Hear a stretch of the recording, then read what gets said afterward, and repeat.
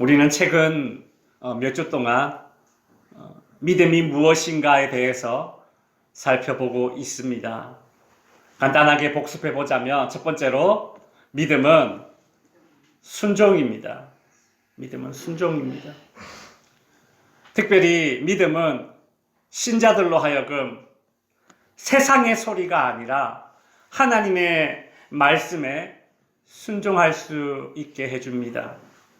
내가 하나님을 믿는다는 것은 이 하나님의 말씀이, 이 성경이 하나님의 말씀임을 믿는 것이기에 우리는 이 성경에 순종할 수 있는 것입니다.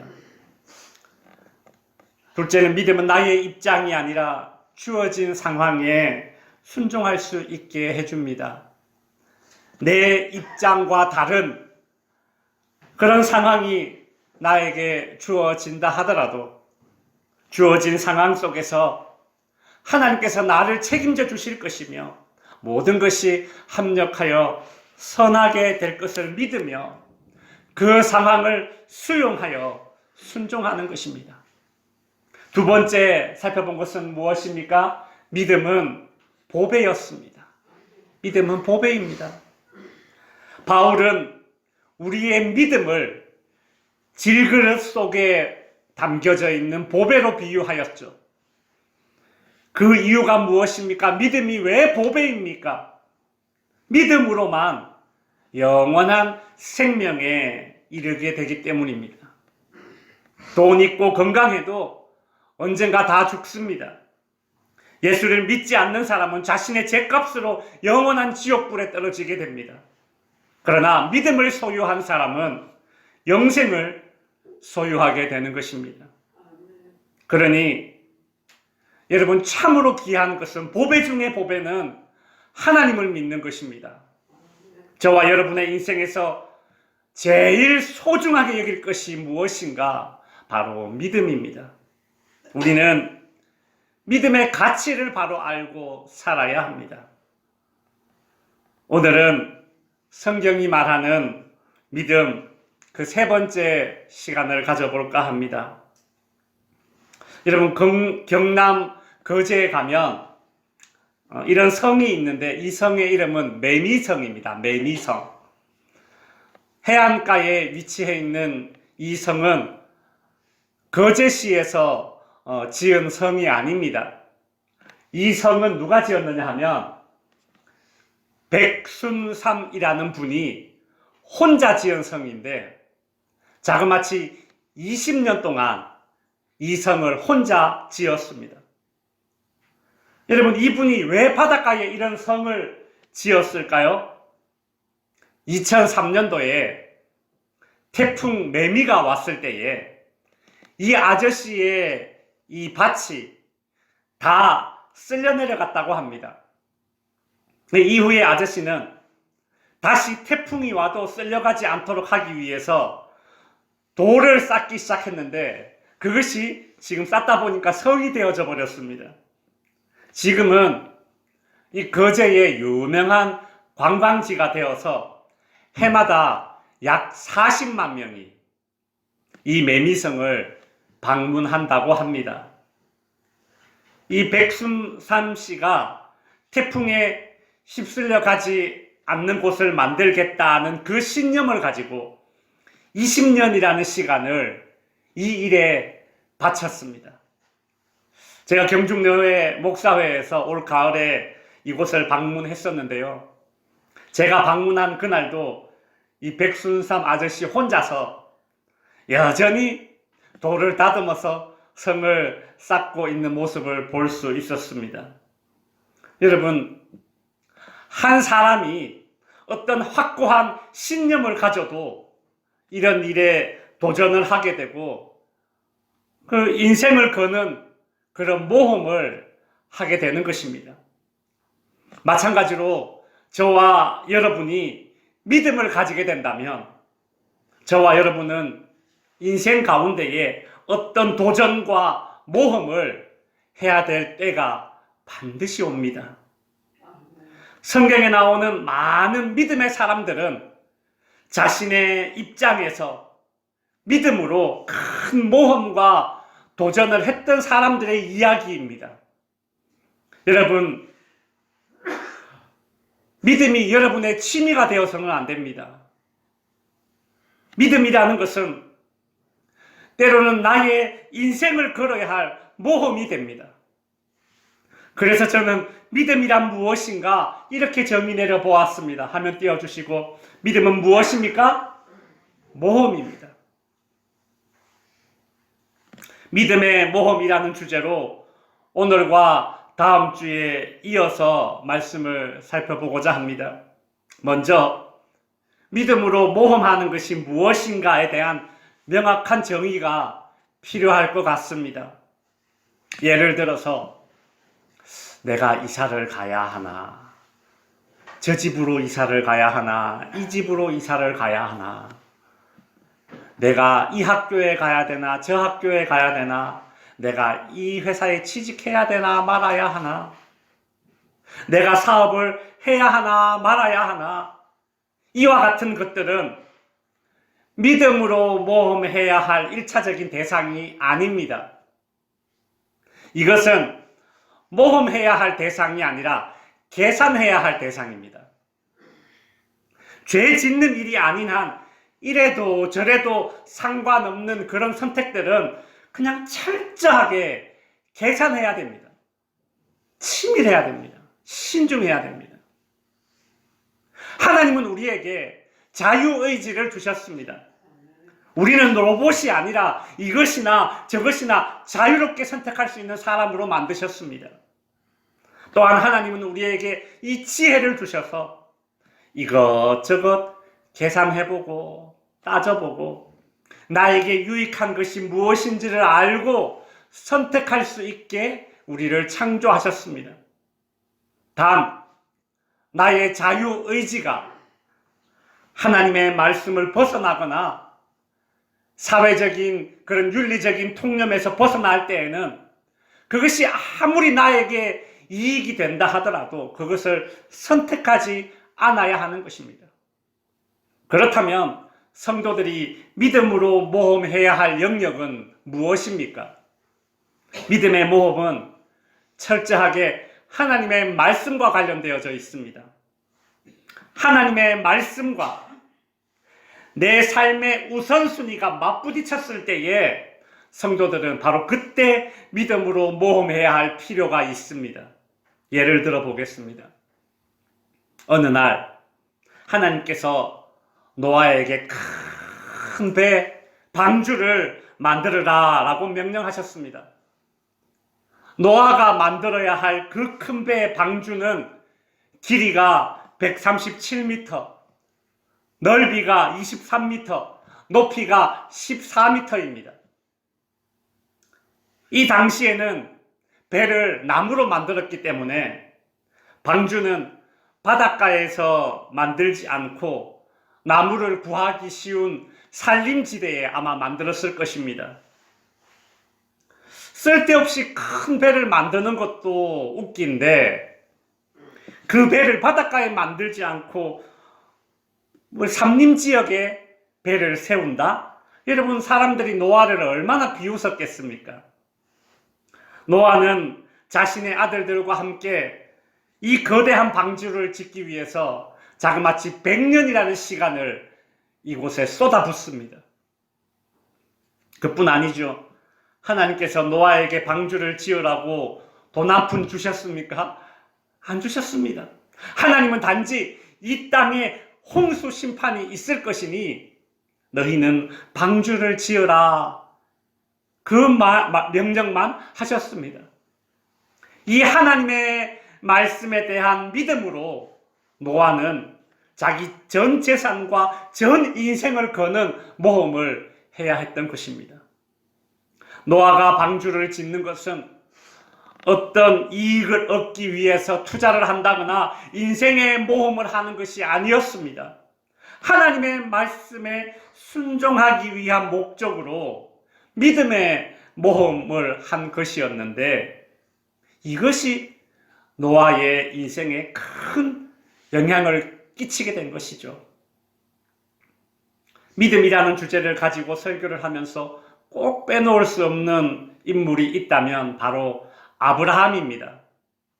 어느 날 하나님께서 아브라함을 찾아오셔서 네 고향을 떠나 내가 지시하는 곳으로 가라. 그리 명령을 하셨습니다. 이 당시 아브라함은 우르라는 곳에 살고 있었습니다. 여러분, 우르라는 곳은 고대 바벨론 문명의 중심지였습니다.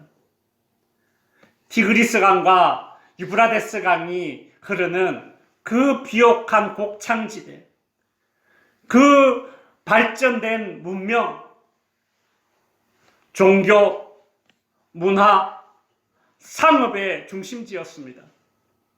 언젠가 TV에서 이 우르 지역이 예전에 얼마나 번성했던 큰 도시였는지를 보여주는 다큐멘터리를 본 적이 있습니다. 사진 하나 보시면 피라미드 비슷하게 생겼는데 지구라트라는 건물입니다. 이 우르라는 곳에 있는 지구라트라 불리우는 고대의 건축물입니다. 고대 시대에 사람의 노동력만으로 이만한 건축물을 지었다는 것은 이 아브라함이 살던 고향 이 우르가 굉장히 발전된 도시였고, 그리고 사람이 살만했던 그런 번창했던 지역이었다는 것을 알 수 있습니다. 그런데 하나님은 아브라함에게 찾아오셔서 이 우르를 떠나라 그리 말씀하십니다. 이제 아브라함은 자신의 모든 것을 다 놔두고 우르를 떠나서 물설고 낯설은 곳으로 가야만 했습니다. 아브라함에게 믿음은 무엇인가? 말 그대로 떠나는 것, 모험이었습니다. 그런데 여러분, 아브라함의 이런 믿음의 모험이 아브라함을 패가망신하게 만들었습니까? 아닙니다. 절대 아니죠. 아브라함은 하나님의 말씀에 순종하여 믿음으로 모험하였기에 영적으로는 믿음의 조상이라는 타이틀을 얻게 되었고, 육적으로는 이스라엘이라는 한 민족의 시조가 되었습니다. 여러분, 믿음은 모험입니다. 믿음은 때로는 여러분의 인생을 송두리째 걸어야 하는 그런 모험을 요구할 때가 있습니다. 그런데 여러분, 이러한 믿음의 모험을 두려워해서는 안 됩니다. 왜냐하면 믿음의 모험은 결코 도박이 아니기 때문입니다. 세상의 성공과 일확천금을 노리고 세상 모험에 뛰어드는 사람들 중에 많은 사람들이 패가망신합니다. 그렇지만 믿음의 모험은 결코 실패하지 않습니다. 왜요? 왜 믿음의 모험은 실패하지 않습니까? 믿음의 모험은 하나님과의 관계를 바탕으로 하는 모험이기 때문에 결코 실패하지 않습니다. 내가 하나님을 위해 나를 던지고 내 인생을 던져 모험할 때에 그 결과는 하나님께서 책임져 주십니다. 제가 이곳 의성에 내려온 지 이제 만 3년이 지났습니다. 처음 이곳에 내려와서 새로운 환경에 적응하는 것이 쉽지는 않았습니다. 특히 저희 집 큰아들이 그 당시 중학교 3학년이었는데 질풍노도의 사춘기 시절을 보내고 있었습니다. 사춘기 시절에 이 남학생에게는 친구가 세상의 전부 아닙니까? 친구가 세상의 전부입니다. 근데 의성에 갑자기 오게 되니 무슨 낙이 있겠습니까? 왜 나를 이곳으로 데려왔냐? 나는 의성에 안 가고 그냥 당신의 방 얻어서 고등학교 다니면 안 되냐? 얼굴을 죽을 상을 해가지고 그냥 모든 게 다 불만이었습니다. 그래서 방문 걸어 잠그고 푹 처박혀서 나오지도 않았습니다. 여러분, 한참 심할 때는 그 맛있다는 치킨이 있어도 나오질 않았습니다. 여러분, 치킨이 있어도 안 나오면 그 애는 진짜 삐진 겁니다. 그렇게 힘들게 중학교 3학년 2학기가 지나가고 고등학교 올라가더니 조금씩 얼굴이 밝아지기 시작하더라고요. 엊그제 당진에 있는 교회에 행사가 있어서 저랑 큰아들이랑 둘이 다녀왔습니다. 오가는 길에 단둘이 차를 타고 함께 보낼 시간이 많이 있었습니다. 아들 녀석이 저에게 이런 말을 했습니다. 아빠, 지금 생각해보면 내가 당진에서 고등학교 다니지 않고 이 의성에서 고등학교 다닌 것이 참 다행인 것 같아요. 제가 집사람을 통해서 어진이가 이런 말을 했다는 것을 들었는데 저에게 직접 이런 말을 하는데 저는 참 마음속으로 너무 감사했습니다. 그렇구나. 하나님께서 다 책임져 주시는구나. 아브라함이 하나님의 명령을 따라서 우르를 떠나는 믿음의 모험을 하다가 하란이라는 곳에 도착해서 그 밤하늘의 별을 보면서 자, 이제 고향은 떠났는데 어떻게 하지? 그런 두려움이 몰려올 때에 하나님께서 아브라함에게 이렇게 말씀하셨습니다. 아브라함아, 저 하늘의 별을 봐라. 예, 참 별이 많네요. 그래, 내가 아브라함 너의 후손들이 저 하늘의 별과 같이 되게 해줄게. 나는 네가 걷고 있는 이 믿음의 모험이 결코 실패하지 않게 해줄 거야. 저는 밤에 여기 교회 앞마당에 나가서 하늘에 반짝이는 별을 보면서 창세기 11장에 나오는 하나님과 아브라함의 이 대화를 참 수없이 떠올려 보았습니다. 아브라함이 했던 믿음의 모험을 끝까지 책임져 주시는 그 하나님께서 오늘 저와 여러분이 지금 걷고 있는 믿음의 모험뿐만이 아니라 앞으로 걷게 될 믿음의 모험까지도 끝까지 책임져 주실 것을 믿으시기 바랍니다. 이것이 우리가 믿음으로 모험해야 될 이유입니다. 화면 띄워주시고 여러분 같이 한번 읽어보겠습니다. 믿음의 모험은 하나님이 책임져 주신다. 여러분의 인생을 스스로 책임질 수 있습니까? 여러분 자녀의 인생을 여러분이 책임질 수 있습니까? 근데 하나님은 우리가 하는 모든 믿음의 모험을 책임져 주시지 않습니까? 이것이 우리가 믿음으로 모험해야 될 이유입니다. 이 말씀에 순종할까 말까 고민되고 갈등되는 그런 신앙의 영역이 있을 것입니다. 두려워 말고 믿음으로 모험해 보십시오. 도전하십시오. 죽을 것 같죠? 안 될 것 같죠? 손해볼 것 같죠? 망할 것 같죠? 아닙니다. 여러분이 믿음으로 하는 모든 모험은 하나님이 책임져 주십니다.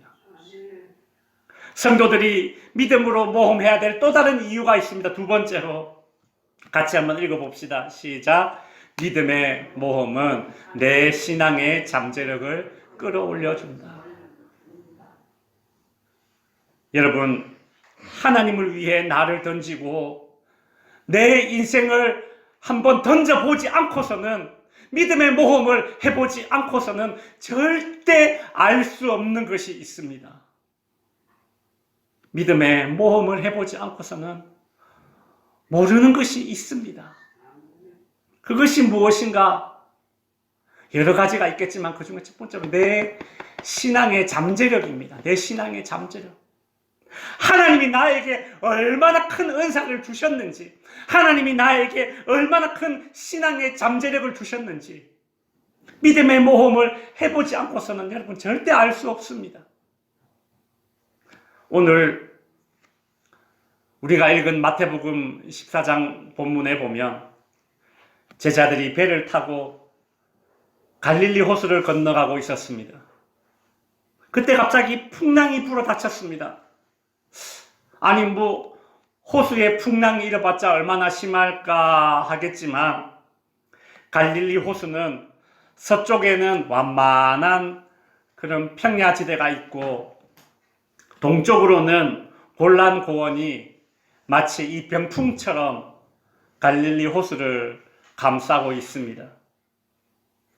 그래서 서풍이 불 때에는 이 호수에 풍랑이 일지 않지만 겨울과 봄철에 동풍이 불면 이 바람이 이 골란고원 그 절벽에 부딪히면서 이 작은 배들이 위험에 처할 만한 그런 풍랑이 있는 곳이 바로 이 갈릴리 호수입니다.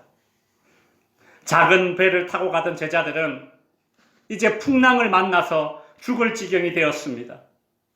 그때 예수님께서 풍랑이 있는 그 바다 위를 걸어서 제자들에게 다가오셨습니다. 제자들은 그 모습을 보고 두려워서 유령이다! 이렇게 외쳤습니다. 그러자 이런 말이 들려왔습니다. 안심하라, 나다. 두려워하지 말라. 그때 베드로가 이렇게 말합니다. 정말 예수님이십니까? 만일 예수님이 맞다면 나를 명하여 물 위로 걸어서 오라 하소서. 그때 예수님은 베드로에게 오라 그리 말씀하셨습니다. 베드로는 그 순간 배에서 내려서 물 위를 걸어서 한 걸음 한 걸음 예수님께로 다가갔습니다. 여러분, 지금 제자들이 처한 상황에서 제일 안전한 곳은 어디겠습니까? 배 안입니다. 그나마 배 안이 가장 안전한 곳입니다. 베드로는 직업이 어부였기 때문에 이 사실을 너무나 잘 알고 있었을 것입니다. 배 안을 떠나서 물 위로 나간다는 것은 말도 안 되는 무모한 짓입니다. 그래서 다른 제자들은 아무도 베드로를 따라가지 않았습니다. 안 돼, 안 돼. 안 돼. 믿음의 모험을 하면 안 돼. 배 안이 제일 안전한 곳이야. 믿음의 모험은 내 인생을 위험에 노출시킬 거야. 난 절대 배 안을 떠나지 않을 거야. 이것이 세상의 소리고 세상의 풍랑이 가져다주는 두려움입니다. 세상의 풍랑은 우리로 하여금 아무것도 하지 마라. 그냥 있는 그대로 살아라. 특히 믿음의 모험 같은 건 절대 해서는 안 된다라는 그런 두려움을 가져다 줄 것입니다. 그런데 성도 여러분, 하나님을 위해 나를 던져보지 않는 인생, 믿음의 모험을 하지 않는 인생은 하나님이 내게 주신 무궁무진한 그 신앙의 잠재력을 결코 알 수 없을 것입니다. 하나님이 내게 주신 신앙의 잠재력이 어느 정도인지 모르니까 우아한 백조지만 스스로를 오리로 알고 그렇게 살아갈 수밖에 없는 것입니다. 말씀을 정리하겠습니다. 믿음은 때로는 우리를 모험의 자리로 이끕니다. 성경에 나오는 많은 믿음의 사람들이 믿음으로 모험을 하였습니다. 믿음으로 모험하게 되면 안 될 것 같고 손해볼 것 같고 위험에 처할 것 같지만 패가 망신할 것 같고 실패할 것 같지만 결코 실패하지 않습니다. 왜입니까? 믿음의 모험은 그 결과를 하나님께서 책임져 주시기 때문입니다. 베드로가 두려움 가운데 배 안을 떠나서 물 위로 발을 내딛는 그 믿음의 모험을 시도하여서 제자들뿐만이 아니라 이 세상 사람 그 누구도 하지 못했던 물 위를 걸었던 그런 베드로가 되었습니다. 저와 여러분도 나 자신을 던지는 믿음으로 모험하는 그런 삶의 현장 속에서 하나님이 내게 주신 그 신앙의 잠재력을 마음껏 발휘할 수 있는 그런 복된 인생이 될 수 있기를 주님의 이름으로 축원드립니다. 기도하겠습니다.